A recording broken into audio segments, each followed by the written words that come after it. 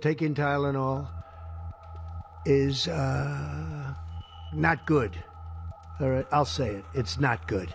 Donald Trump has claimed that Tylenol, also known as paracetamol, could be linked to autism, despite any long-term scientific evidence. And it's not that everything's 100% understood or known, but I think we've made a lot of strides. So let's examine this, and let's also speak to some experts. It doesn't appear to have been based on any new evidence. And it's important to say for women in the UK that our medicines regulator has come out today saying paracetamol is safe to take in pregnancy. The standard advice is just to take it at the lowest dose needed for the shortest duration required, which is what would be said for any other medicine. Autism diagnoses have risen over the last 20 years, but experts put that down to increased awareness. So why bring this up now? And they are strongly recommending that women limit Tylenol use during pregnancy unless medically necessary. Well, the Health Secretary, Robert F. Kennedy Jr., has long vowed to find a so-called cause for autism. He's even pushed unfounded claims linking vaccines in young children to autism. Best evidence that I think we have comes from a very large study of about 2.5 million women in Sweden, which looked at not only whether women did or didn't take paracetamol in pregnancy, but also looked at whether the women themselves